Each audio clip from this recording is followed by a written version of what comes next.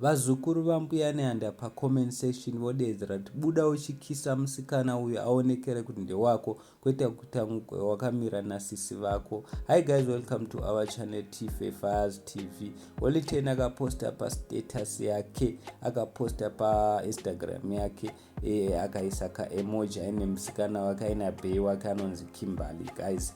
Asi comment section munongoziva mega guys, vazukuru vambuya nehanda varipo vanofara nazvo, varipo vasingafari nazvo. Vamwe vadedzera kuti go well, that's good leader of youth, lead by example. Asi varipo vamwe vadedzera kuti I don't trust this world forever guys. Saka varipo varikudedzera kuti imi blazo imimi muchachitwa imimi ngwarai kwete kupusa. Vamwe varikudedzera kuti uri kudyiwa iwe mujaya iwewe. Saka vamwe varikudedzera kuti wafunga kuroora kamujaya. Saka varipo vanhu vakasiyana siyana. Vamwe vadedzera kuti it will end in muku, which means varikudedzera kuti apa only 10 anodzima rakamitisa.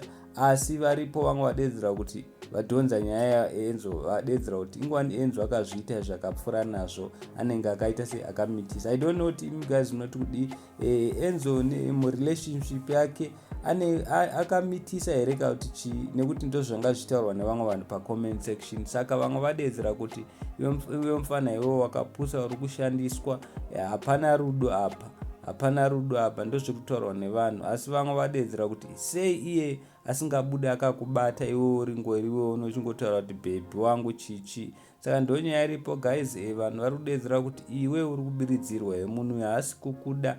Saka handizivi kuti kana makatarisa mufunga kuti only 10 vari kutamba nezvake here. Vamwe varikudedzera kuti you will be disappointed. Vamwe varikudedzera kuti uyu munhu uyu haasi kutombokuda, uyu ngwarira zvako. Saka I don't know guys kuti munoti kudi. Asi kana paine chinhu chakanaka guys, please let's us support vanhu vane vachidanana. Kana vanhu vachidanana, don't be jealous. Please don't forget to subscribe. Thank you.